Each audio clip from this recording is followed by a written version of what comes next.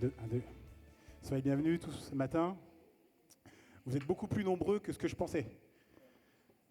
Quand j'ai su que j'allais devoir présider ce culte du dimanche 15, je me suis dit, oula, ça sera un groupe de maison. En tout cas, soyez bienvenus, chacun d'entre vous, mes frères et sœurs, mon ami. Si tu viens dans cette église souvent ou si tu es de passage, si tu viens d'une autre église ou si c'est la première fois que tu mets les pieds dans une église, en tout cas, tu es le bienvenu. Et c'est un plaisir pour moi de passer ce moment avec toi, vraiment.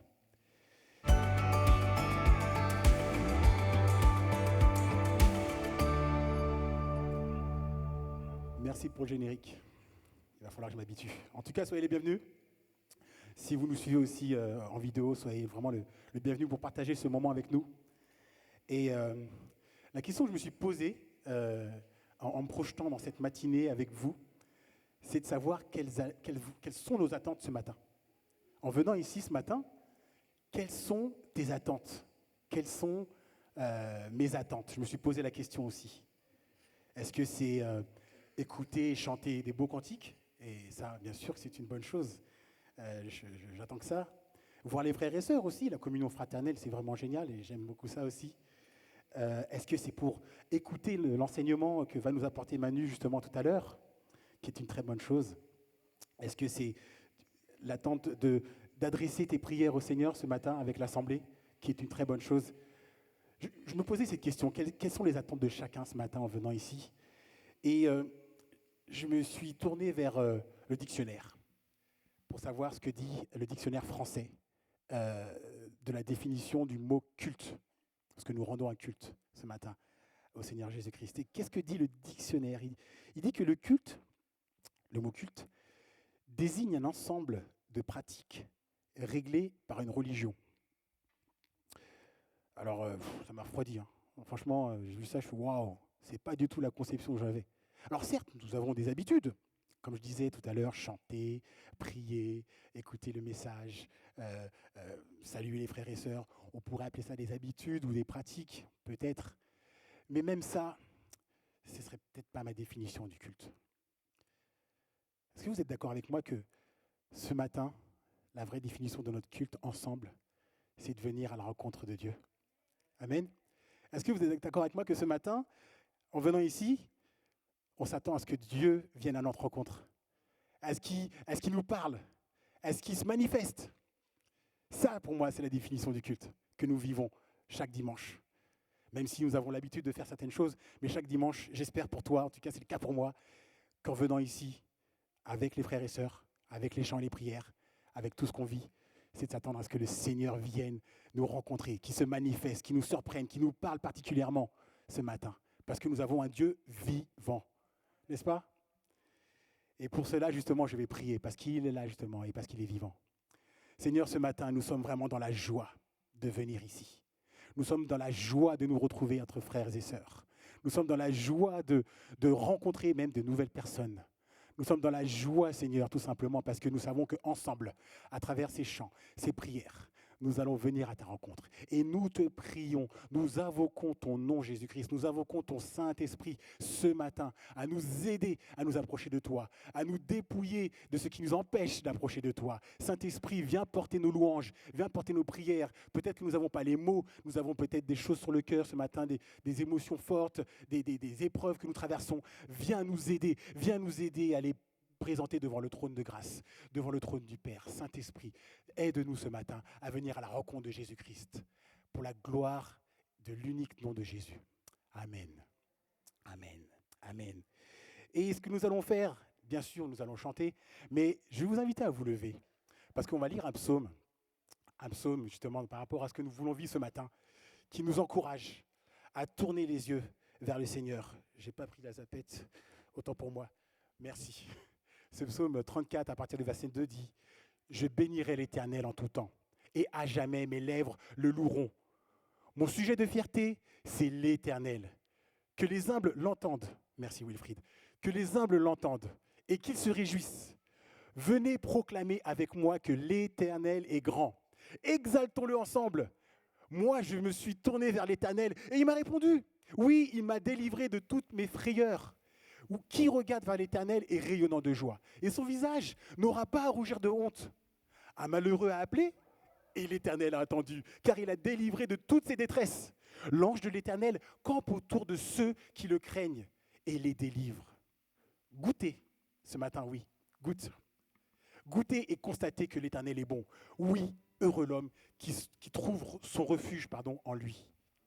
Craignez donc l'Éternel, vous, membres de son peuple saint. Car pour ceux qui le craignent, il n'y a pas de manque. Le lion peut connaître la disette et la faim, mais pour ceux qui se tournent vers l'Éternel, il ne manquera aucun bien. Amen. Nous allons prendre ces chants pour constater à quel point nous avons un Dieu merveilleux et nous allons chanter Hosanna. Hosanna, nous venons vers toi, Seigneur, ce matin.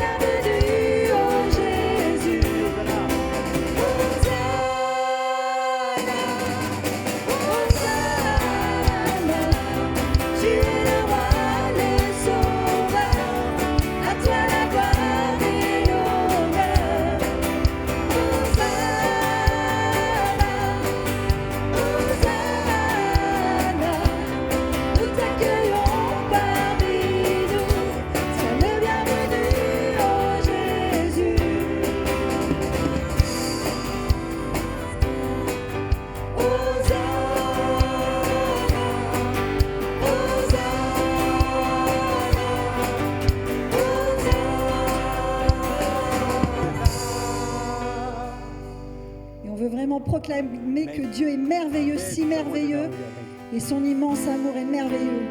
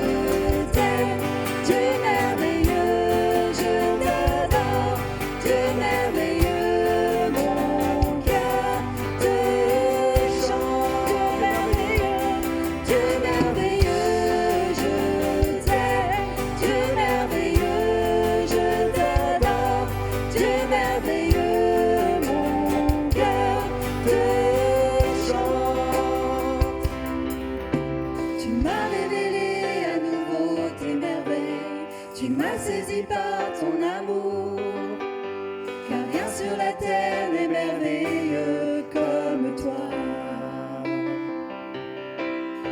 Tu m'as révélé à nouveau tes merveilles, tu m'as saisi par ton amour, car rien sur la terre n'est merveilleux comme toi. Dieu merveilleux, je t'aime. Dieu merveilleux, je t'adore. Dieu merveilleux, mon cœur te chante. Mon cœur te chante. Mon cœur te chante. Mon cœur te chante. Mon cœur te chante. Dieu merveilleux. Mon cœur te chante. Mon cœur te chante. Mon cœur te chante. Dieu merveilleux. Dieu merveilleux, je t'aime. Dieu merveilleux, je t'adore. Dieu merveilleux, mon cœur Dis-lui à quel point tu l'adores. te chante. Dieu merveilleux, je t'aime. Dieu merveilleux, je Seigneur, nous t'aimons. Dieu merveilleux, Et nous voulons t'adorer ce matin, t'adore. en esprit, en vérité. Dieu merveilleux, mon cœur te chante. Et nous voulons célébrer Yahweh, l'Éternel est mon berger. Comme le dit ce psaume aussi, nous courons vers lui, nous nous tournons vers lui, parce qu'il est notre refuge, il est notre berger, celui qui nous protège, celui qui prend soin de nous. Yahweh est mon berger, et avec lui je ne manquerai de rien. Amen.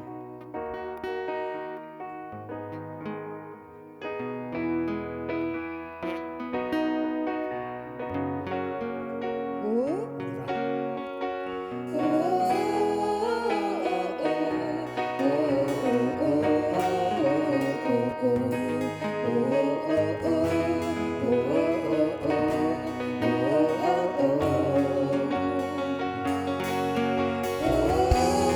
C'est un cri du cœur, c'est un soupir qui monte vers le Seigneur.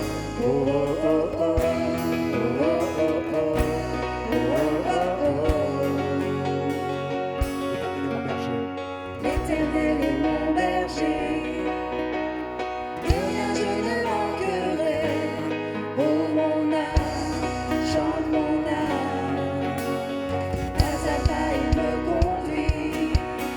Au nom des eaux fermes je le suis. Oh mon âme, chante mon âme. Toujours le bonheur et la grâce. Oui, toujours le bonheur et la grâce m'accompagneront devant sa face, en sa présence, tellement de joie, tellement de joie. Et tant qu'il se trouve auprès de moi, aucun mal, mon âme, tu ne craindras. Et dans son temps, je reviendrai, je reviendrai. Et si je traverse encore la vallée de l'ombre de la mort, oh mon âme, chante mon âme, puisqu'il m'aime le premier, non rien ne pourra me séparer de son amour, de son amour. Oui, toujours le bonheur et la grâce m'accompagneront devant sa face, en sa présence, tellement de joie, tellement de joie. Et tant qu'il se trouve auprès de moi, aucun mal, mon âme, tu ne craindras. Et dans son temps, je reviendrai, je reviendrai. Yahweh, Yahweh, tu fais briller sur ton soleil. Yahweh, Yahweh, ta lumière chasse au loin les ténèbres. Yahweh, Yahweh, ta parole éclaire mon sentier. Yahweh, Yahweh, Yahweh. Bientôt il viendra me marcher, et dans sa maison j'habiterai. Oh mon âme, chante mon âme, sans cesse jusqu'à son retour. Mon âme chante son amour. Mon âme chante son amour tous les jours, tous les jours. Et toujours le bonheur et la grâce m'accompagneront devant sa face, dans sa présence, tellement de joie, tellement de joie. Et tant qu'il se trouve près de moi, aucun mal mon âme tu ne craindras. Et dans son temps, je reviendrai, je reviendrai. Yahweh, Yahweh, tu fais briller sur moi ton soleil. Yahweh, Yahweh, ta lumière chasse dans les ténèbres. Yahweh, Yahweh, ta parole éclaire mon sentier. Yahweh, Yahweh, Yahweh, Yahweh, Yahweh, tu fais briller sur moi ton soleil. Yahweh, Yahweh, ta lumière chasse dans les ténèbres. Yahweh, Yahweh, ta parole éclaire mon sentier. Yahweh, Yahweh,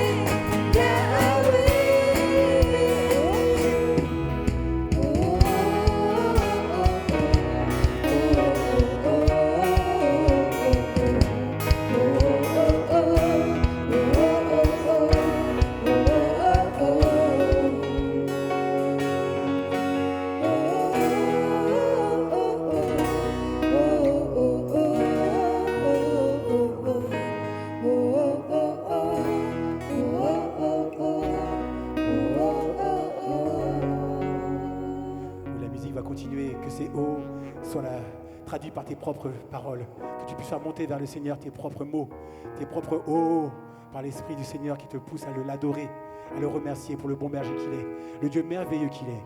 Fais monter tes paroles vers le Seigneur. Il n'attend que ça ce matin.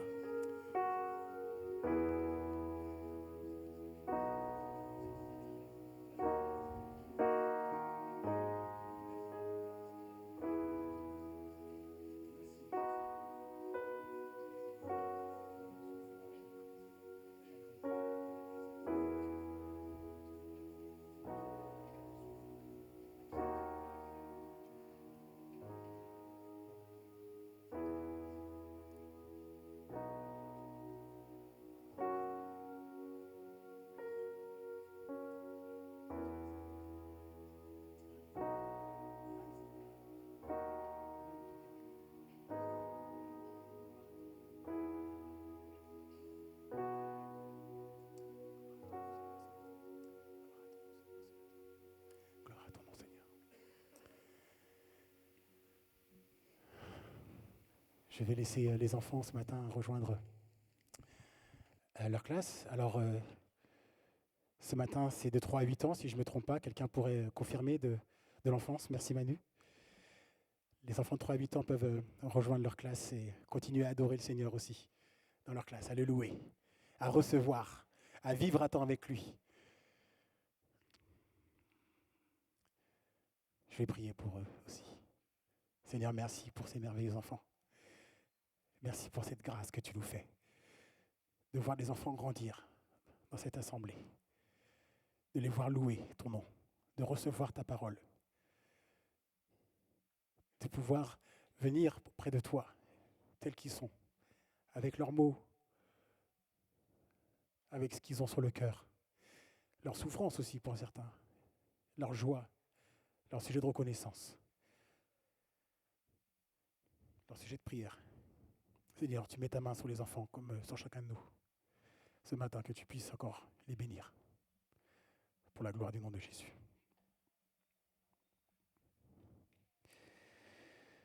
Et nous connaissons aussi ces passages dans la parole qui nous encouragent, où Jésus nous demande d'être comme des enfants.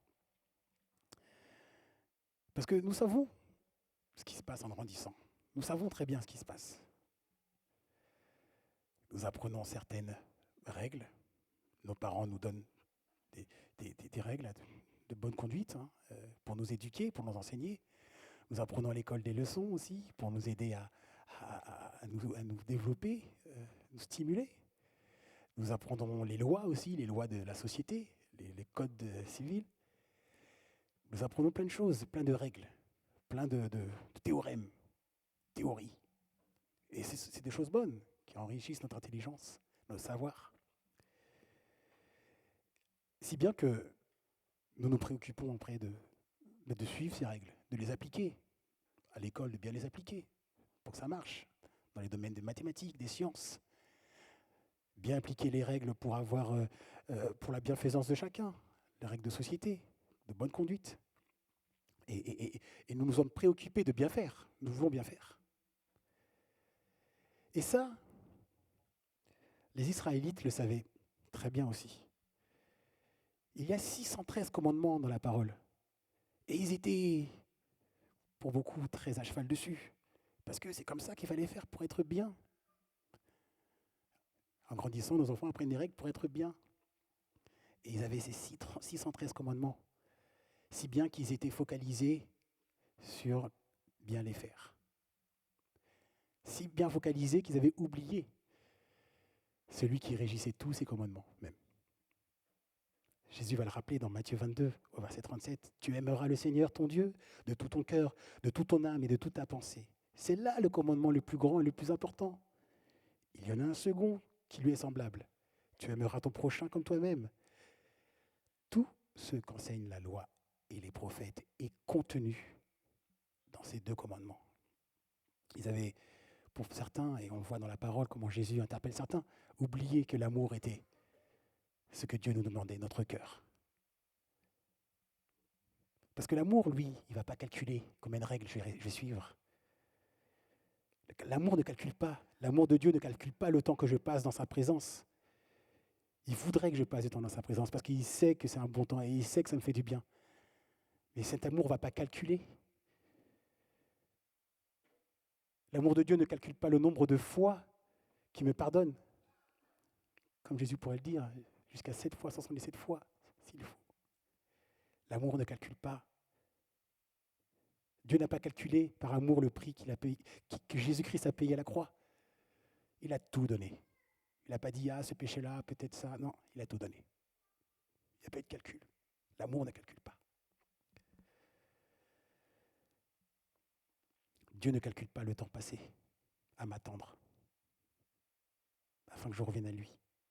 Ce matin, peut-être, tu n'es jamais venu au Seigneur. Peut-être que tu ne sais pas de quoi je parle. Tu ne sais pas que Dieu t'aime et qu'il a tout fait pour que tu reviennes à lui. Tu ne sais pas que le sacrifice de Jésus, c'est pour que mes péchés soient couverts afin que je puisse revenir à lui. Peut-être que tu ne sais pas ça ce matin. Oui, Dieu a tout fait. Il y a cette parabole que Jésus donne du fils prodigue qu'on connaît tous. Comme ce père, Dieu va guetter tous les jours si son fils revient. Tous les jours, il va attendre. Il va regarder à l'horizon. Tous les jours. Tous les jours. Il ne va pas compter. Il ne va pas dire, oh, ça fait 10 jours, c'est bon. Non, tous les jours. Du matin au soir. Ça fait peut-être longtemps, non ? Où j'en suis en ce moment ? Où suis-je ? Où suis-je ? Certes, nous avons chanté, nous avons contemplé la gloire de Dieu. C'est merveilleux. C'est merveilleux. Mais où suis-je ce matin ? Où suis-je par rapport à mon Père ? Peut-être que tu connais le Seigneur depuis longtemps. Peut-être que tu es éloigné par rapport à tes habitudes. Ce matin, peut-être c'est une habitude que tu fais à ce moment même. Où tu es par rapport au Père ? Où est ton cœur réellement ? Peut-être que c'est une épreuve qui te garde loin de lui. Alors oui, ce matin, tu as bien fait de venir. Tu as bien fait de courir ici. Et toute la semaine, je t'encourage à courir vers le Père. Peut-être que c'est un péché qui t'empêche d'approcher de lui. Rappelle-toi qu'il a payé. Rappelle-toi qu'il a payé. Et qu'il veut pardonner. Rappelle-toi. Laisse pas ce péché t'éloigner. Ce matin, c'est le moment peut-être pour toi. Là, c'est peut-être le moment. C'est peut-être le moment de revenir. C'est le moment de faire la démarche. Ce matin, tu as une chance encore. Avec ces chants que nous allons prendre encore, tu as peut-être cette chance ce matin de dire oui, je veux revenir. Oui, ce péché, je te le remets, Seigneur. Tu as payé le prix pour ça. Oui, mon cœur s'est éloigné de toi, je l'admets. Ce matin, je veux revenir à toi. On va prendre ce chant qui dit « Je cours vers le Père ». Parce que le Père est là.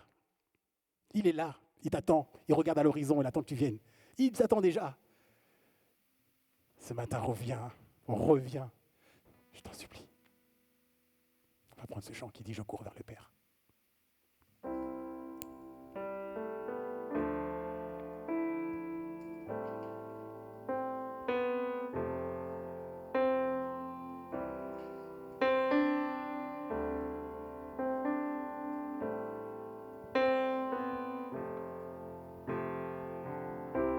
J'ai trop longtemps porté des fardeaux bien cachés.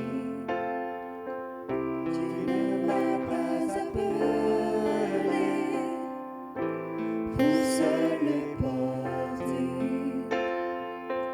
J'entends ton invitation à m'abandonner. Maintenant je vois. Je me livre à toi, car j'ai tant besoin de toi.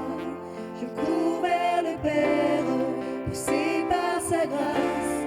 Je ne me cache plus, je lui ferai face. Viens réparer mon cœur, viens penser mon âme.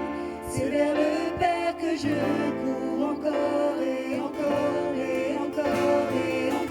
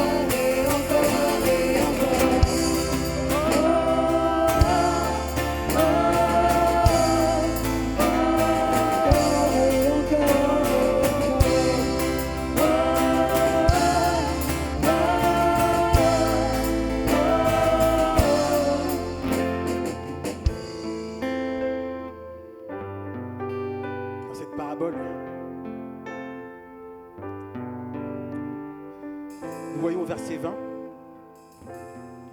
comme le Père se trouvait encore à bonne distance de la maison, comme le Fils, se trouvait à bonne distance de la maison, son Père l'aperçut et fut pris d'une profonde pitié pour lui.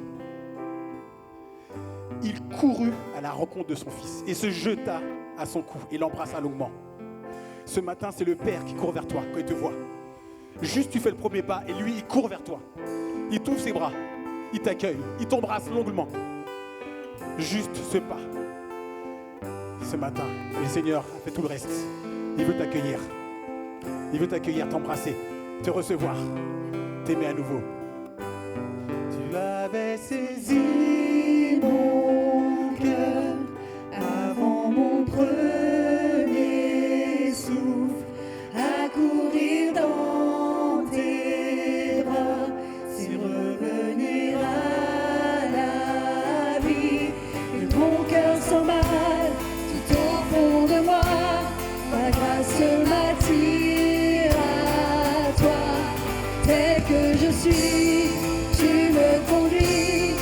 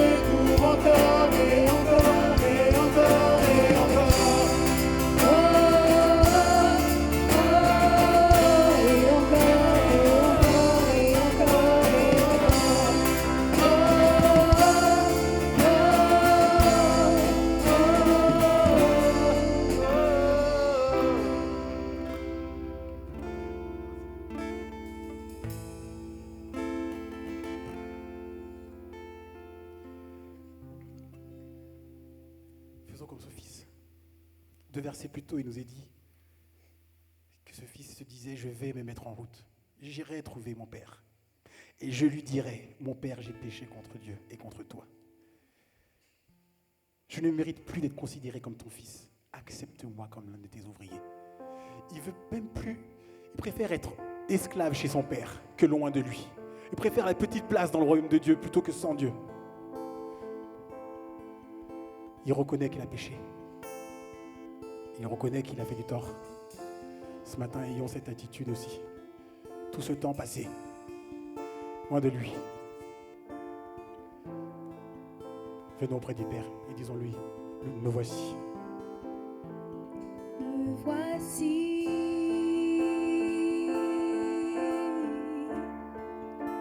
Je m'abandonne.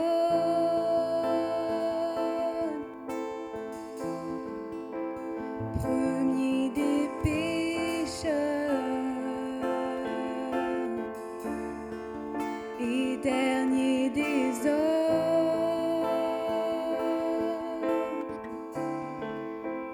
Né de la poussière, aimé d'un roi,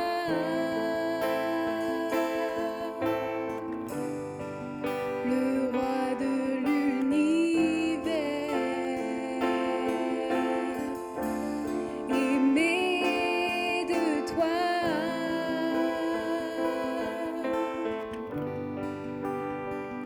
À genoux, mon cœur se noie quand je contemple la croix.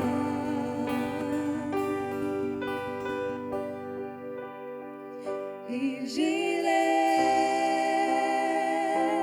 les mains pour lesquelles tes mains furent transpercées. Et j'élève mon cœur pour lequel ton cœur dut s'arrêter. Et j'élève ma voix, le fruit de mes lèvres, comme un chant d'amour pour toi.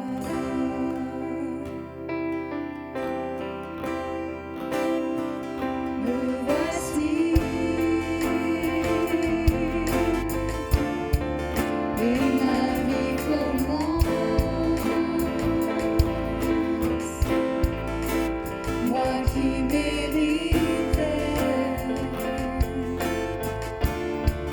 la mort pour sentence, mes chaînes sont brisées, mes murs s'effondrent. Tu as tout changé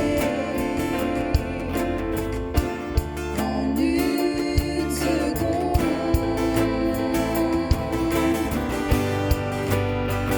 Et toujours mon cœur se noie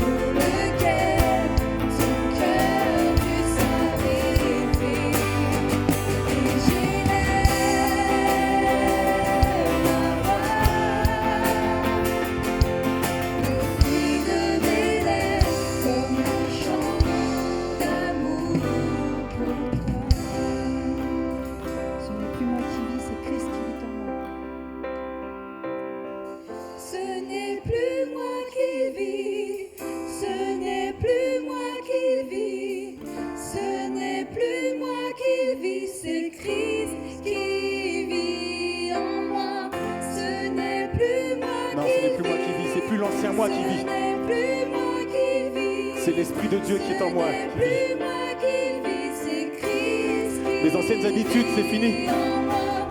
Ma façon de vivre par la chair, c'est fini. Je veux vivre par l'Esprit ce matin. Je veux m'engager à vivre par l'Esprit ce matin. Et pour toute ma vie. Ma façon de réagir, ma façon de penser, face aux attaques, face à la tentation, ce n'est plus moi qui vis. C'est Christ qui vit en moi. C'est Christ qui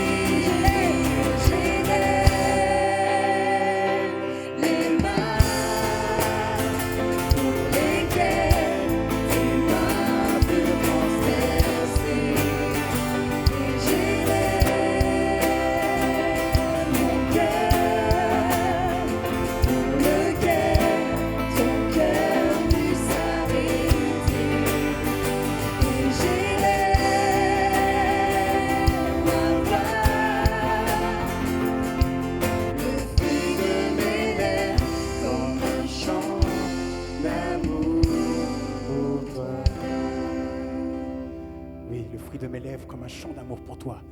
Fais monter le fruit de tes lèvres ce matin encore.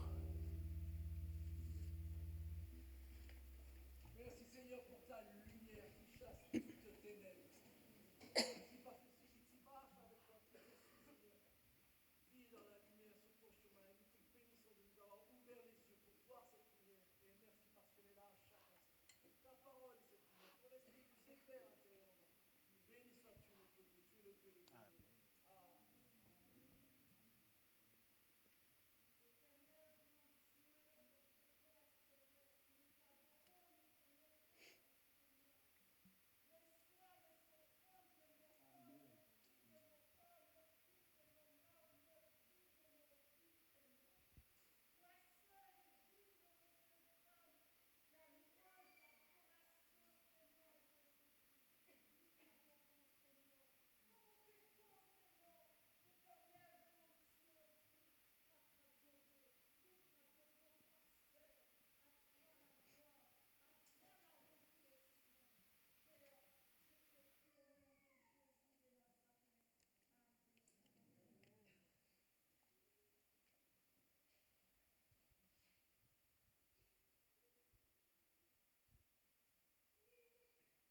Merci Seigneur parce que j'étais la première des pécheurs et tu ne m'as pas abandonné, tu m'as sauvé Seigneur et sois glorifié dans nos vies. Amen.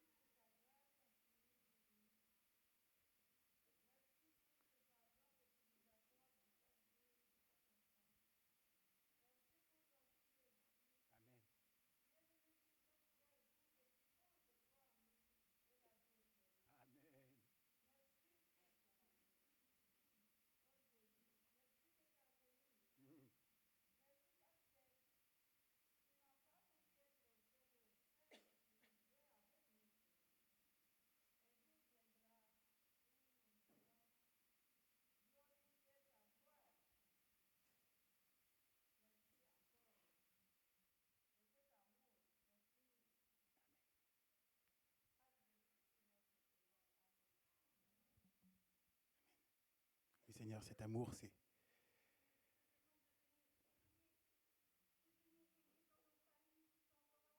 Ah oui, oui, oui, oui. Oui, oui.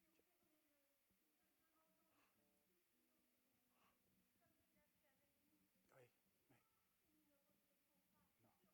Ah non, non, non, non. Non, Seigneur.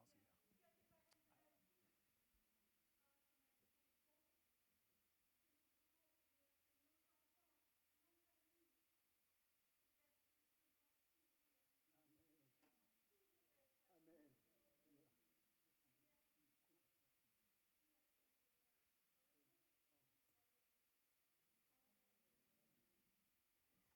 Seigneur, nous voulons courir encore près de toi parce que c'est auprès de toi que nous pouvons ressentir cet amour. C'est auprès de toi que nous pouvons recevoir, Seigneur, ce que tu veux nous donner. C'est auprès de toi que nous avons la joie, la paix. C'est auprès de toi que nous sommes vraiment, Seigneur, en paix, Seigneur. C'est auprès de toi que tu nous guéris spirituellement, que tu guéris notre âme, Seigneur. Et tu dis qu'un jour, tu vas aussi guérir le corps, Seigneur. C'est auprès de toi, Seigneur, qu'il y a toutes choses. Seigneur, c'est auprès de toi que nous sommes bien et que nous voulons demeurer. Et nous voulons le chanter encore. C'est auprès de Dieu que je veux me tenir ce matin. Et pour toute ma vie. Et pour l'éternité. Pour la gloire de Jésus. Amen. C'est auprès de Dieu que je veux me tenir.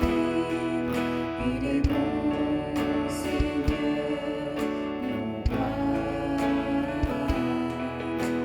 C'est auprès de Dieu que je peux ressentir tout l'amour qu'il a pour moi.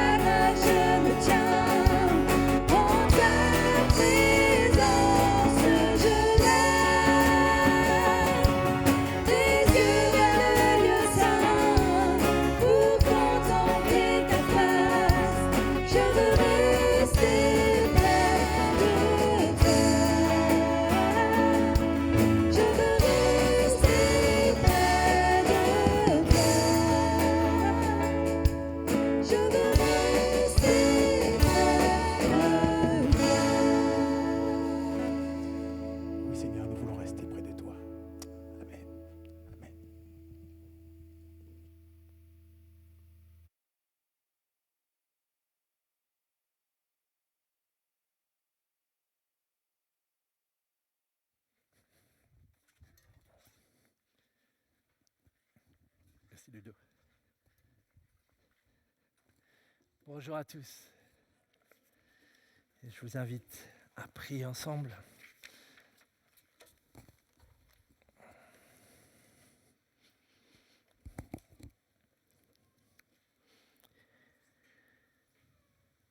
Notre Dieu, notre Père, notre frère Ludo nous l'a rappelé en début de culte, ce que nous aspirons, c'est de te rencontrer. Et c'est ce que tu nous as permis de faire ce matin par ces louanges, par ces prières. Et il n'y a pas de meilleur lieu où se trouver, Seigneur, qu'à tes pieds, dans la maison du Père. Et nous te bénissons de tout notre cœur pour tout ce que tu as fait pour rendre possible cette rencontre, pour nous permettre en effet de nous approcher avec confiance, avec joie de toi, le Dieu parfait. Qu'il est bon d'être réunis avec les frères et sœurs dans ta maison, notre Dieu. Et Seigneur, en goûtant à cela, je ne peux m'empêcher, Seigneur, de penser à la réalité à l'extérieur. Nous le voyons, nous l'entendons chaque jour, Seigneur. Ce lot de souffrance, de catastrophes, de tristesse, nos frères et sœurs en Haïti. Sois avec eux. Protège, bénis, fortifie tous tes enfants, qu'ils soient des exemples, des lumières pour leur peuple en souffrance. Et nous voulons joindre nos prières aux leurs. Sois avec tous ceux et celles qui souffrent de ces diverses catastrophes. Trop de pluie à un endroit, trop de chaleur à un autre. Seigneur, puisse tous ces éléments ramener le cœur de tes enfants vers toi. Puisse, Seigneur, les nations apprendre à plier le genou et reconnaître l'orgueil qui habite nos cœurs. Et comprendre que la meilleure, la plus sage des décisions, c'est celle que ce Fils prodigue nous a enseignée. Revenir à toi. Reconnaître notre péché et revenir à toi. Et laisser ton amour nous transformer, nous restaurer. Dieu Tout-Puissant, dans ta grâce, ce matin, ici même et partout sur la terre, accomplis cela pour la seule et unique gloire de ton nom. Amen. Amen. Je voudrais lire avec vous ce texte dans l'Évangile de Jean, au chapitre 20, quelques versets, mais qui m'ont profondément touché et encouragé. Je voudrais partager avec vous quelques vérité de ces textes. Voici ce qui nous est dit. On est le dimanche de Pâques. Pas le matin, où ces femmes ont trouvé le tombeau vide, mais le soir. Ce même dimanche, dans la soirée, les disciples étaient dans une maison dont ils avaient verrouillé les portes, parce qu'ils avaient peur des chefs des Juifs. Et Jésus vint. Il se trouva là, au milieu d'eux, et il leur dit que la paix soit avec vous. Et tout en disant cela, il leur montra ses mains et son côté. Et les disciples furent remplis de joie parce qu'ils voyaient le Seigneur. Que la paix soit avec vous, leur dit-il de nouveau. Comme mon Père m'a envoyé, moi aussi je vous envoie. Et après avoir dit cela, il souffla sur eux et continua. Recevez l'Esprit Saint. Ceux à qui vous remettrez leurs péchés en seront effectivement tenus quittes. Et ceux à qui vous les retiendrez en resteront chargés. Voici notre texte. J'avais fait exactement ce que mes parents m'avaient dit de faire. Je devais avoir une douzaine d'années, mon frère 8 ans, et mes parents m'avaient dit « Ce soir, on sort, dès qu'on part, tu verrouilles la porte derrière toi. » Et j'ai fait exactement ce que mes parents m'ont dit. Une fois sorti, j'ai tourné à double tour et j'ai verrouillé la porte. Vers 1h ou 2h du matin, j'entends des cris, j'entends du bruit, mais le temps que je comprenne que ce n'est pas dans mes rêves, mais que c'est en réalité. Et tout d'un coup, je vois mes parents débouler en furie dans ma chambre. Je n'avais fait qu'une seule erreur. J'avais bien verrouillé la porte, mais j'avais laissé la clé sur la serrure. Et ils avaient dû réveiller tout le quartier, ou en tout cas tout l'immeuble, jusqu'à ce que mon frère, avec un sommeil moins profond que le mien, entende et finisse par aller ouvrir la porte verrouillée. Heureusement pour nos disciples, je ne sais pas s'ils ont laissé la clé sur la porte après avoir verrouillé derrière eux, mais le Seigneur Jésus-Christ, avec son corps ressuscité, n'a pas été arrêté par ces portes fermées. Pourquoi s'enfermer ? On est le dimanche de la résurrection et il y a des rumeurs qui courent comme quoi le corps est ressuscité. Pourquoi s'enfermer si Jésus est ressuscité ?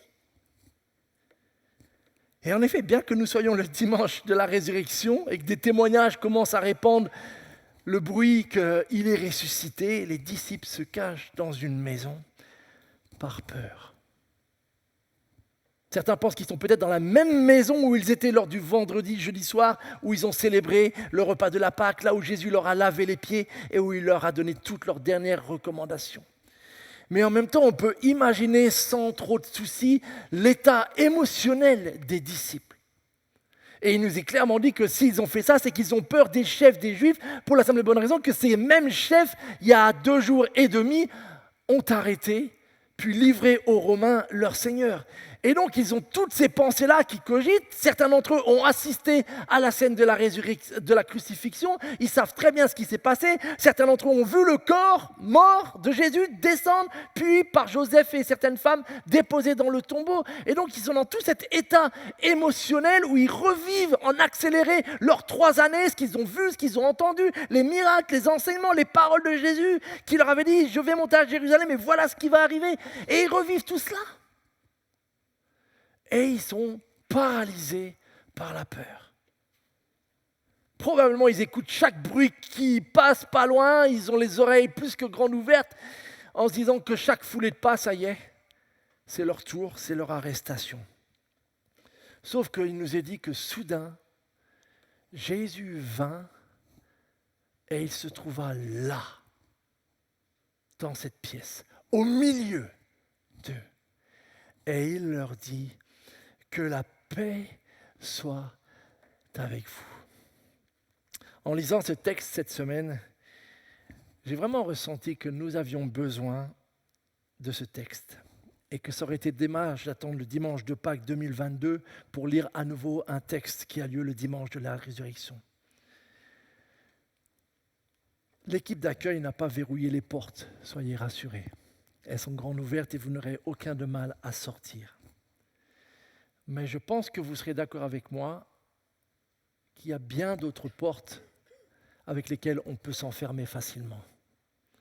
En fait, c'est même plutôt un don que nous avons, nous les hommes, de nous enfermer très facilement, soi-même ou d'autres ou à plusieurs. Peut-être c'est la peur aussi. Et quand on lit les journaux, cette peur, elle est plus que alimentée. Peut-être c'est la peur pour d'autres, pour nos enfants. Quand ils sortent, quand on ne sait pas où ils sont. Peut-être c'est la peur pour des membres de notre famille qui sont plus fragiles, qui sont malades. C'est l'inquiétude. Ludo en a parlé. Peut-être c'est la culpabilité qui nous enferme. Quelque chose que l'on a fait et qu'on n'arrive pas à se débarrasser, qu'on n'arrive pas à mettre en la lumière, ou une addiction qui nous tient et on est enfermé et on recommet malgré toutes nos bonnes résolutions sans cesse la même erreur. Peut-être c'est un refus de pardonner qui nous enferme et on nourrit sans le vouloir ce ressentiment et on est en prison. On est verrouillé et de l'intérieur. Peut-être c'est l'arrogance d'avoir toujours raison. Et peu à peu, on devient quelqu'un qui s'isole parce qu'on est sûr de notre bonne foi et que c'est les autres qui ont forcément tort. Le nombre de prisons est infini. Et le nombre de manières, je ne sais pas pour vous, avec lesquelles nous pouvons nous enfermer.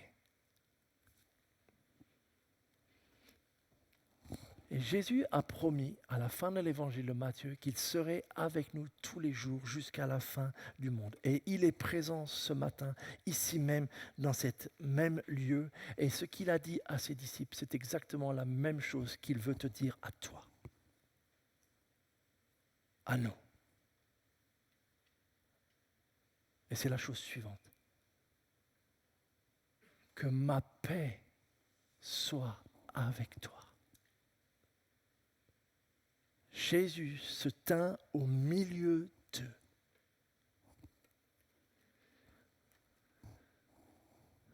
Que la paix soit avec vous.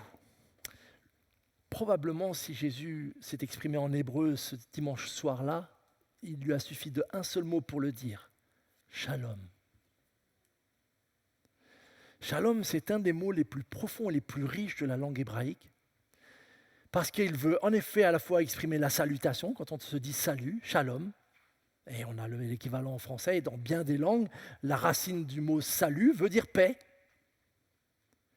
Mais là, on se doute bien que dans le contexte dans lequel on est ce dimanche soir-là, c'est une expression que Jésus dit et qui a une portée bien plus importante qu'un simple salut les gars.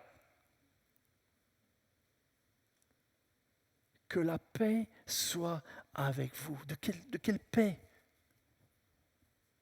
Il y en a plusieurs, et je pense juste en tout cas à deux certainement évidentes. Je pense qu'il doit quand même y avoir la paix du pardon que Jésus veut exprimer là. Parce que je vous rappelle, et vous le savez comme moi, c'est que lorsque Jésus a été arrêté 2 jours plus tôt, ils l'ont abandonné. Si vous avez déjà été un peu trahi ou beaucoup par un ami, vous connaissez ce sentiment. Je doute fort que si vous avez vécu ça 2 jours après, vous êtes allé dire à cette personne qui vous avait profondément trahi que la paix soit avec toi. Je te pardonne.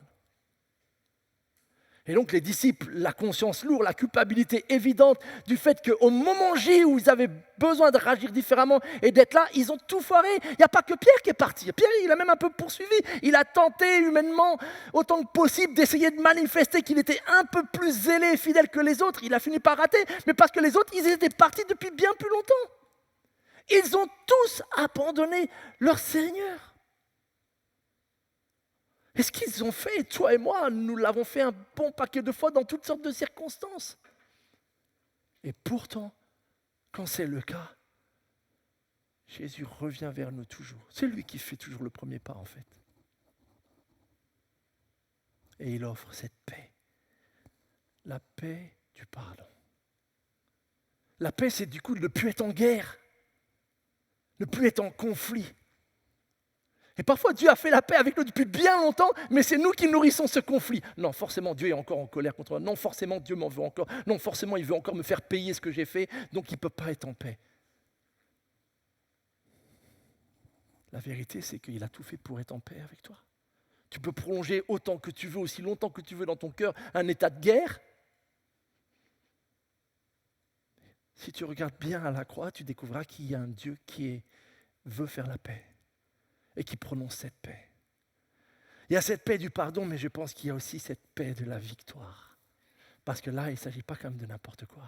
Celui qui revient, qui est là au milieu d'eux, dont le corps ressuscité passe et aucune porte verrouillée ne peut l'arrêter, 2 jours et demi, il était mort.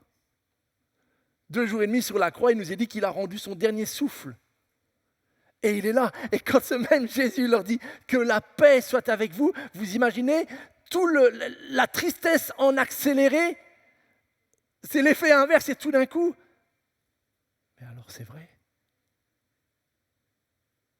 Mais alors, il a vraiment vaincu la mort. Je le dis et je le redis sans cesse, les Juifs d'il y a 2000 ans n'étaient pas plus crédules que nous aujourd'hui. Vous avez plein de gens aujourd'hui qui croient tout et n'importe quoi. C'était le cas il y a 2000 ans, mais les Juifs, en l'occurrence, ils ne croyaient pas facilement qu'on revient de la mort comme ça. Mais quand tout d'un coup, il est au milieu d'eux et qu'il leur dit que la paix soit avec vous, tout ce que j'ai dit, je l'ai fait, je suis là. Si vous aviez bien écouté, j'avais dit que j'irai à Jérusalem. Je monterai, je serai arrêté, livré, je souffrirai, je mourrai et je ressusciterai. Mais cette partie-là, Ils n'arrivaient pas à l'entendre. Et quand il leur dit que la paix soit avec vous, c'est un paix de victoire. J'ai vaincu la mort. Et je ne l'ai pas fait juste pour moi, je l'ai fait pour vous tous. C'est la paix. Connais-tu cette paix? As-tu expérimenté cette paix une fois au moins dans ta vie? Cette paix où toutes les circonstances disent le contraire, toutes les circonstances t'imposent le contraire en fait. Et pourtant, au milieu de ces circonstances, tu découvres et goûtes à un sentiment de paix comme si tout allait bien. Ce n'est pas la réalité extérieurement. Mais pourtant, au plus profond de toi, tu as cette paix de Dieu. C'est pour ça que Paul dit dans sa fameuse lettre de Philippiens 4,7, où il va leur dire cette paix qui surpasse tout ce qu'on peut en comprendre. Parce que, oui, dans un certain sens, elle n'est pas cohérente, elle n'est pas logique. Les événements dicteraient que tu sois stressé, en colère, furieux, inquiet, angoissé, etc. Eh ben non, c'est pas ce que je ressens. Parce que Christ est là avec moi au milieu de cette situation et me dit que ma paix soit avec toi. Et c'est ce qu'il veut vraiment nous dire, mes amis.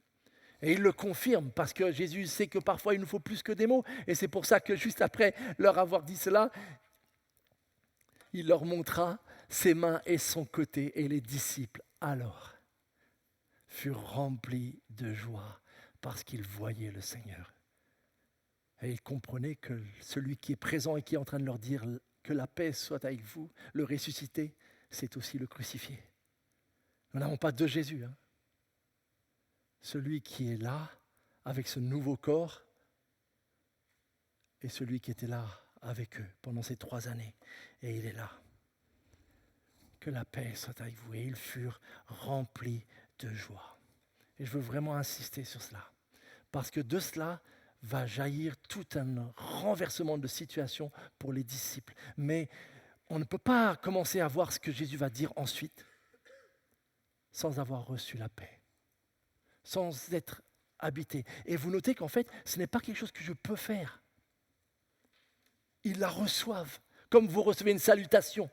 Quand quelqu'un vous dit bonjour, vous accueillez son bonjour, mais vous ne pouvez rien faire pour le créer. Et si vous avez au contraire des personnes qui ne vous disent pas bonjour, vous savez combien c'est blessant et vous ne pouvez pas les forcer à vous dire bonjour. Quand Jésus dit que la paix soit avec vous, ils n'ont qu'une chose à faire, la recevoir. Cette paix-là, il te faut la recevoir.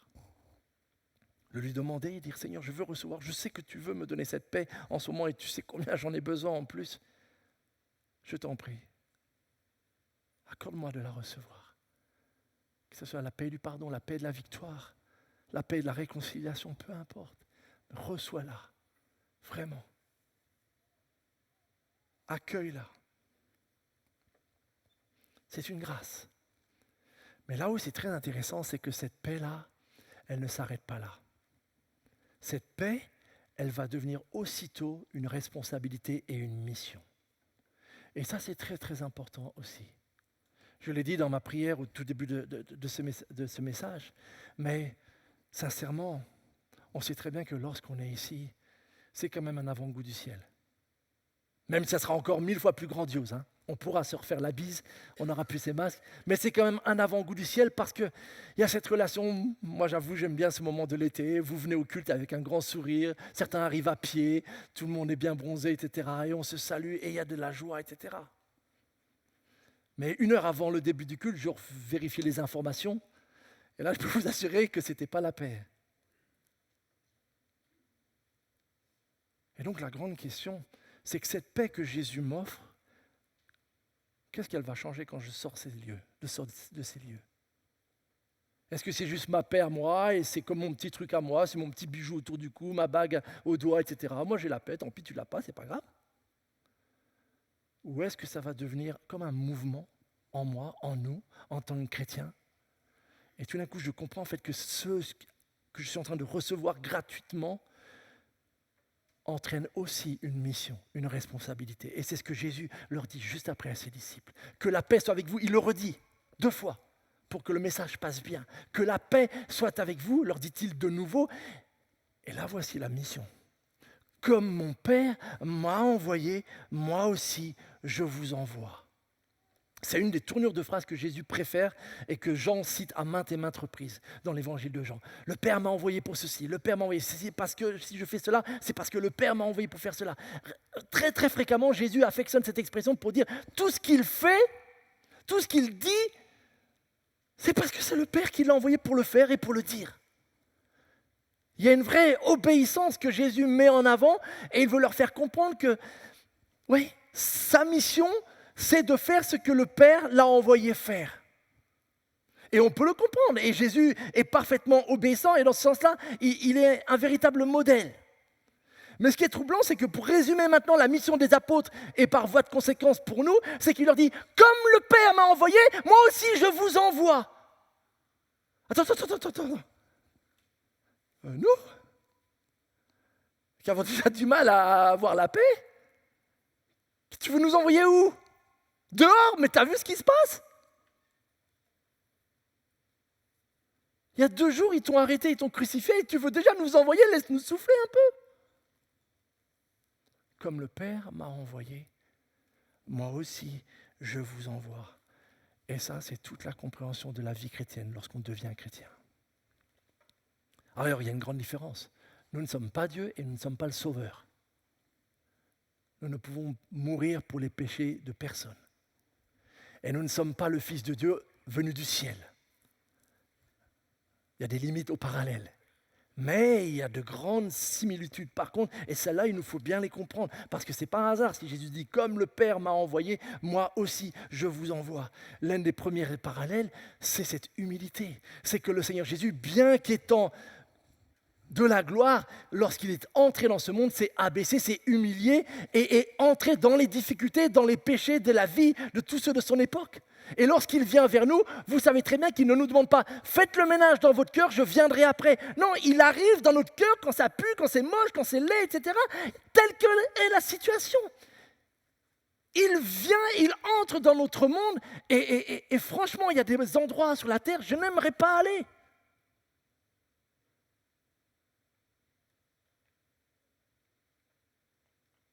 Et Jésus y est allé. Jésus est venu dans notre monde. Et il nous dit, je vous y envoie. Maintenant que vous êtes remplis de sa paix. Alors c'est quoi ce monde où il nous envoie? Mais c'est justement tous ces lieux où la paix de Christ est ignorée. Et probablement tu connais des personnes autour de toi. Et quand j'ai parlé tout à l'heure de portes verrouillées, tout de suite tu as pensé à des situations ou à des personnes qui sont enfermés dans les mêmes situations peut-être que tu étais par le passé toi aussi. La colère, le ressentiment, la peur, etc., etc. Et Dieu sait combien il y a de personnes qui sont enfermées autour de nous, verrouillées. Alors ce n'est pas des portes que l'on voit.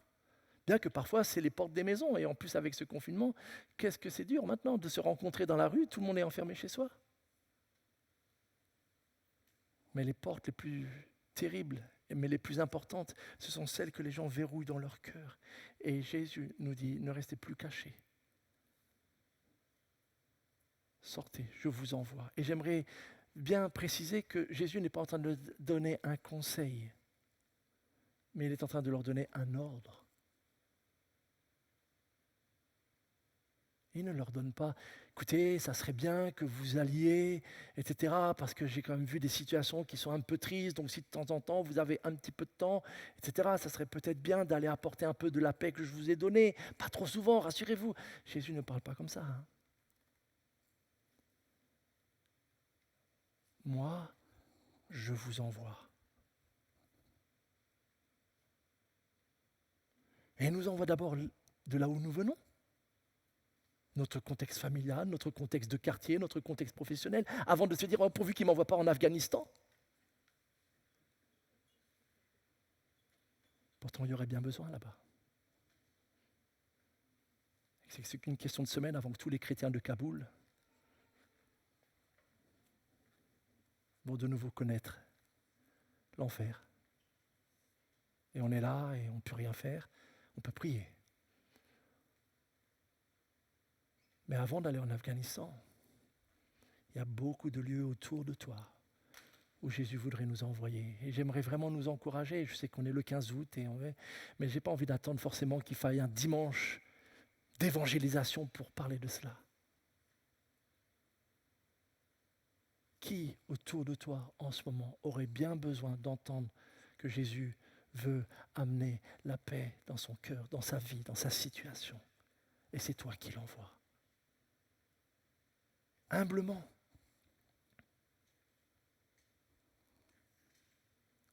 Diffuser cette paix, c'est notre vocation en tant que chrétien.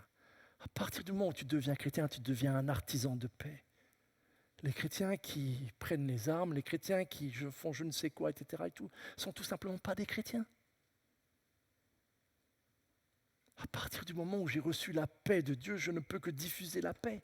Je ne peux diffuser que ce dont il remplit mon cœur. Si mon cœur est rempli de haine et que j'ai plutôt envie d'aller porter des coups, c'est que je n'ai pas encore expérimenté la paix de Dieu. Et c'est qu'en fait, je ne suis pas chrétien.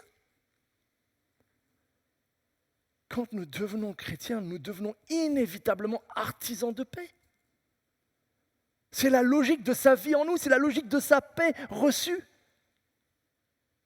Mes paroles, mes actes doivent devenir peu à peu des diffuseurs de paix. Avec une seule nuance, c'est que cette paix-là, je n'ai pas à la chercher en moi, il me donne la source, il me donne la puissance. Et c'est ce qu'il dit juste après.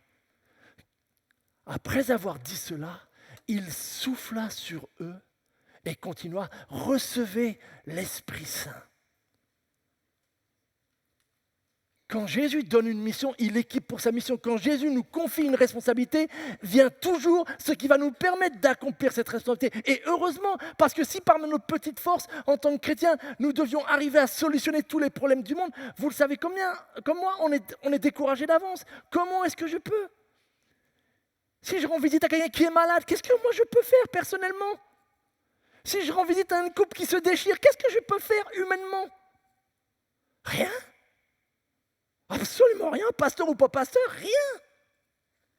Et celui qui prétend le contraire, c'est juste qu'il a un problème avec la réalité. Par contre, il y a une chose que je peux faire et que tu peux faire. C'est recevoir ce qu'il me donne et laisser cela agir pour l'offrir à mon tour. Cette paix, ce pardon, cette expérience de la grâce de Dieu, ça je peux le partager parce que je l'ai expérimenté. Et si tu as expérimenté cette chose-là, tu as quelque chose à dire. Mais cette puissance-là, elle nous vient du Seigneur. Et c'est son esprit dont parle Jésus dans ce passage-là qui rend cela possible. Et c'est extrêmement touchant parce que je disais tout à l'heure, en Jean 19, Jean verset 30, il nous dit « Jésus rendit le souffle ». À un moment donné, Christ, dans son corps, a arrêté de respirer. Physiquement, ses poumons ont cessé de se gonfler, d'inspirer et d'expirer. Et là, il nous a dit qu'il souffle sur eux. Le souffle du ressuscité. Vous imaginez la puissance ? Alors, juste une petite parenthèse, c'est que parfois ce texte-là, il a été un peu mal compris. Est-ce que Jésus et certaines controverses ont commencé à dire « Mais attends, c'est quand est-ce qu'on reçoit le Saint-Esprit ? C'est à la Pentecôte ou c'est là ?» Ou est-ce qu'il y aurait peut-être deux expériences alors ? Il y a eu cette petite mini-Pentecôte là en Jean 20, etc., avec quelques disciples qui ont reçu l'Esprit Saint, et puis après, non, ce n'est pas ce que Jean est en train de dire, et ce n'est pas comme ça que les disciples l'ont compris. Il ne s'agit pas d'un premier don du Saint-Esprit, et puis après viendrait un deuxième. On ne découpe pas le Saint-Esprit comme ça. Non.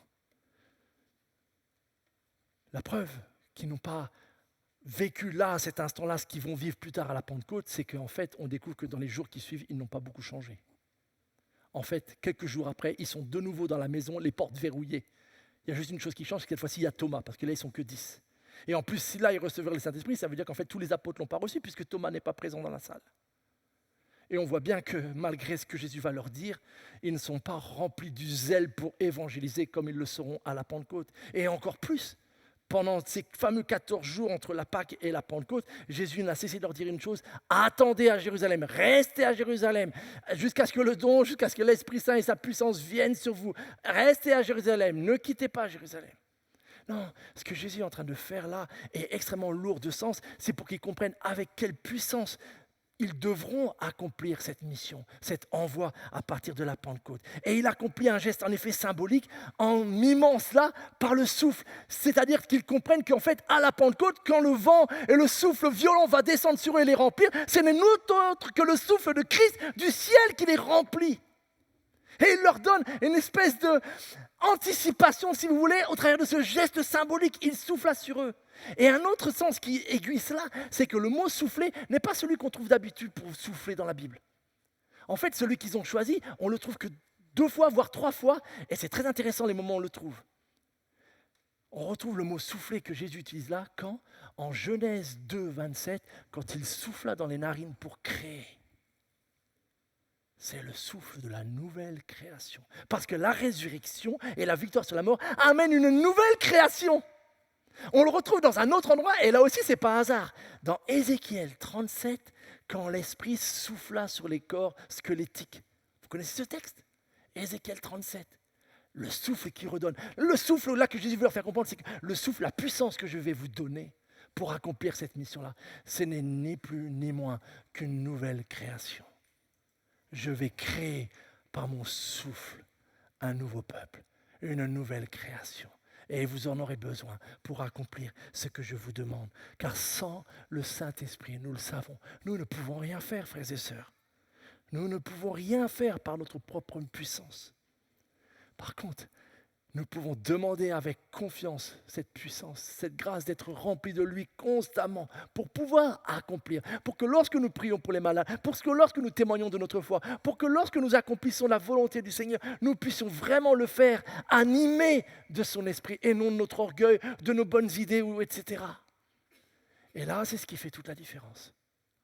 Et c'est à ça que nous sommes invités vraiment à faire. Et enfin,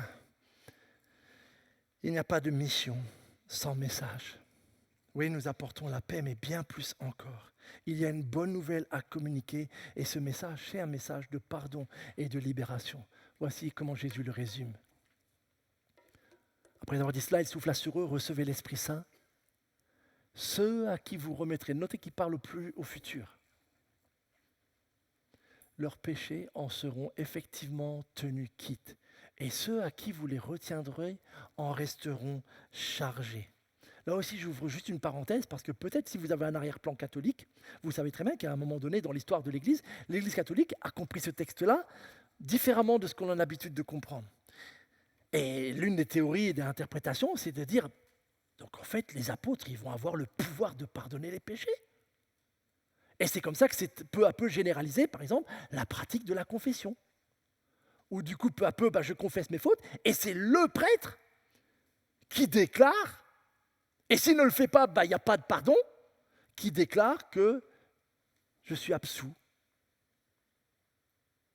Ça a été une compréhension qui ne nous paraît pas biblique, pour la simple et bonne raison, c'est que nulle part dans les Écritures, nous voyons les apôtres comprendre ce que leur dit Jésus de cette manière-là. Vous ne voyez nulle part Paul, Pierre, Jean, etc. déclarer que nous avons le pouvoir de vous pardonner les péchés, et si vous confessez, nous vous pardonnons, et si nous ne le faisons pas, vous n'êtes pas pardonnés. Jamais vous ne voyez les apôtres parler comme ça. Par contre, vous les voyez faire une chose très claire, c'est que vous les voyez prêcher l'évangile. Vous les voyez rendre témoignage de l'évangile, de ce que Christ a fait, et de dire la chose suivante. Si vous recevez ce message, si vous croyez, si vous tournez vers Jésus, le Père vous pardonne, Dieu vous pardonne, le sang de Christ vous pardonne. Ça, ils le disent. Et inversement, si vous refusez de croire, vous restez sous la colère de Dieu, sous le jugement. Mais ce n'est pas nous les hommes, ce n'est pas moi, vous pouvez me confesser tout ce que vous voulez, je n'ai aucun pouvoir pour vous pardonner. Par contre, le seul pouvoir que je peux, et ce n'est pas un pouvoir, c'est une délégation de ce que le Seigneur nous dit, c'est que, et ce n'est pas que moi, c'est chacun d'entre nous qui peut le faire en tant que chrétien, c'est que si quelqu'un confesse ses fautes, vous pouvez lui dire, le Père te pardonne, tu es pardonné. De la même manière que si quelqu'un refuse, ferme son cœur, refuse de reconnaître ses fautes, vous pouvez lui dire avec tout l'amour et les larmes qu'il faudra, tu n'es pas en paix avec Dieu. Tu n'es pas encore en règle avec Dieu. En fait, par ton endurcissement, tu es même encore sous sa colère parce qu'il a tout fait pour te réconcilier et tu rejettes cela. Donc nous pouvons avertir et réconforter, mais nous ne pouvons pas pardonner les péchés. Ce n'est pas ce que Jésus a dit. Mais ça, c'est une mission extraordinaire. Pouvoir réconforter des personnes écrasées peut-être par le péché ou par la culpabilité, dire Dieu veut te pardonner. Dieu en Jésus-Christ a tout fait pour que tu sois pardonné. Reçois ce pardon.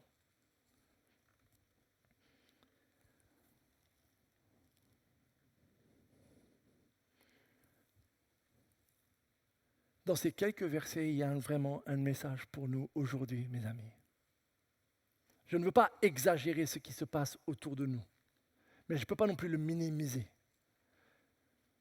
Les choses ne tournent pas rond du tout.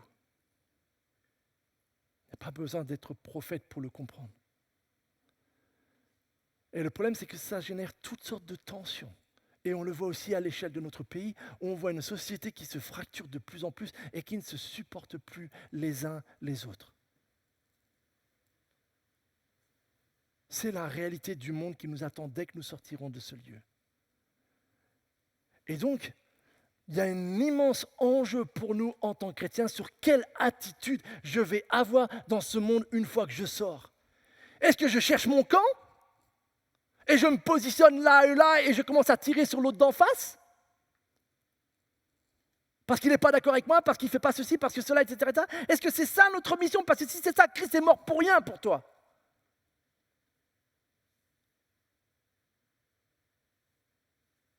Jésus ne nous envoie pas dans le monde pour donner notre avis.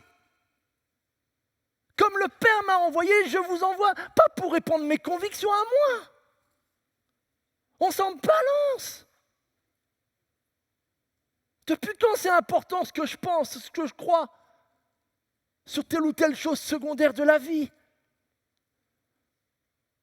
Ne gaspillez pas votre énergie dans ce combat et faites une pause des réseaux sociaux. C'est bon. Il va falloir combien d'années avant qu'on comprenne que nous perdons notre vie et notre énergie dans ces trucs-là ? Combien d'années encore ? Il y avait une vie avant cela. Vous ne voyez pas que c'est des trucs qui sont inventés pour nous faire perdre notre temps et pour orienter et nous dépenser notre énergie dans des combats dont nous n'avons pas besoin, mes amis. Parce qu'il y a un combat que nous sommes appelés et pour lequel Jésus m'a envoyé, c'est de répandre la paix, d'annoncer son pardon, d'expliquer comment être réconcilié avec lui. Et ce n'est pas un combat à mi-temps. Et il nous donne sa force, sa grâce pour cela. Je veux vraiment nous encourager en tant qu'Église à ne pas nous tromper de combat. À recevoir déjà nous-mêmes cette paix si on l'a perdue ou si on n'y a pas goûté depuis longtemps. Et que dans sa grâce, cette semaine même, nous puissions être des artisans de sa paix. Je sais, vous me connaissez, j'ai un fort caractère et je viens de le prouver il y a 2 secondes, mais ne rigole pas, Gisèle. Mais ces textes-là me reprennent et c'est pour ça qu'il m'a touché cette semaine. C'est quoi ton projet, Manu ? C'est quoi ta mission ? Que tout le monde pense comme toi ? C'est pas ça qui va améliorer la société. Non. Si je comprends bien ce que Jésus a dit à ses apôtres et si nous comprenons bien ce qu'il est en train de leur dire, notre mission est d'être des artisans de paix. Et il y en a besoin. Désespérément. Alors c'est vraiment ma prière que nous puissions prendre pour nous-mêmes ces paroles et que nous puissions expérimenter ce que les apôtres ont expérimenté ce dimanche soir. Car Jésus est vivant. Et il n'y a pas une seule pièce verrouillée dans laquelle il ne puisse pas venir et déclarer que la paix soit avec toi. Et que de cette paix, nous puissions en être remplis, animés et la répandre autour de nous, mes amis. Heureux ceux qui répandent autour d'eux la paix, car Dieu les reconnaîtra pour ses fils et ses filles. Amen. Notre Dieu, tu as transformé nos vies par ta grâce, ton amour. Tu nous as délivrés d'une vie vide de sens et de toutes sortes de combats illusoires, Seigneur. Et tu nous as au contraire fait les porte-paroles, les ambassadeurs, Seigneur, d'un message extraordinaire.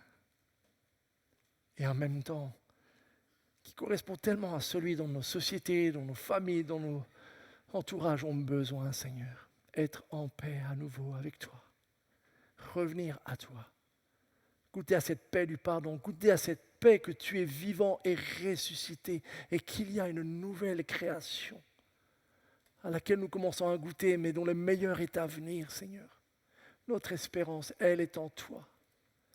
Et je te prie, Seigneur, que tout ce que nous avons la joie de goûter, nous puissions avoir la joie de le partager, de le diffuser. Que nos paroles, nos actes, Seigneur, nos priorités soient imprégnées de cette paix et de ce témoignage de ce que nous avons goûté en toi, Seigneur. Que nous puissions le faire avec tout l'amour et les sacrifices qu'il faudra, Seigneur. Remplis de ton humilité, Seigneur, car le Père t'a envoyé et tu n'as pas agi en tyran, en arrogant, Seigneur. Mais tu t'es donné jusqu'au bout. Et Seigneur, par nous-mêmes, nous en sommes incapables, mais donne-nous la grâce de te suivre sur ce chemin. Et fais de nous des fils et des filles de la paix. Pour la gloire de ton nom. Amen.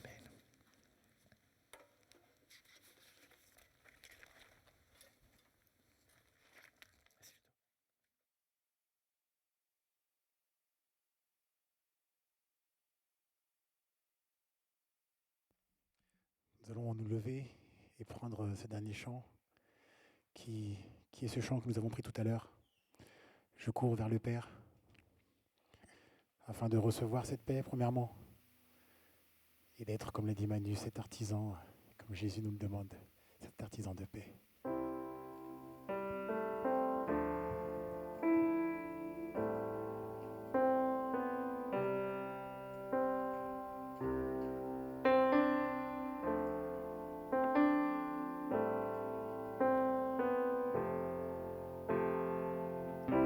J'ai trop longtemps porté un fardeau bien caché.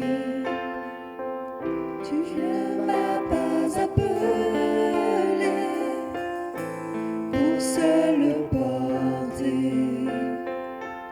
J'entends ton invitation à m'abandonner. Maintenant je vois.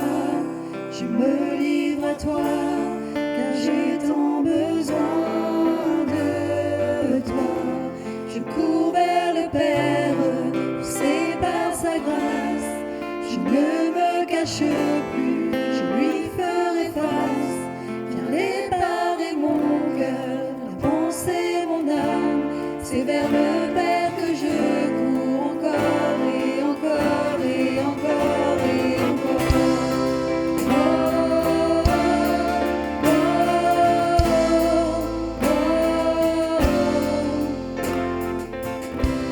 Tu vois ma condition, tu as un plan pour moi.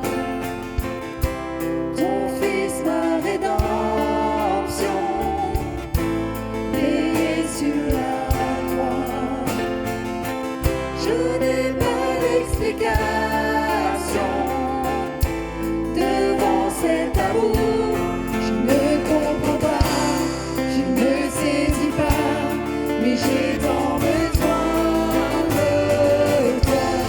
Je cours vers le Père, poussé par sa grâce. Je ne me cache plus, je lui ferai face. Viens réparer mon cœur, penser mon âme. C'est vers le Père que je cours encore et encore et encore et encore. Oh, oh, oh, et encore et encore.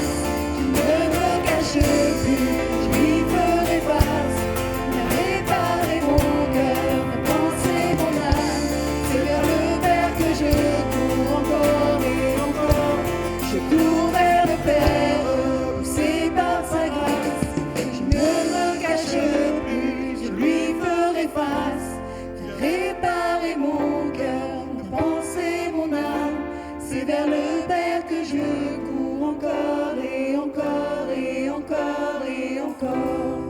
Oh, oh, et encore, et encore, et encore, et encore. Oh,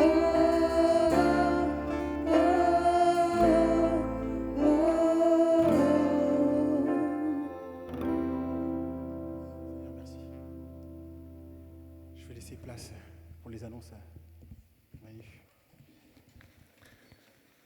Quelques annonces très rapidement. On est en été, donc il y a un peu moins d'annonces. Je vous rappelle juste donc, que chaque mercredi soir, on a ce temps vraiment précieux.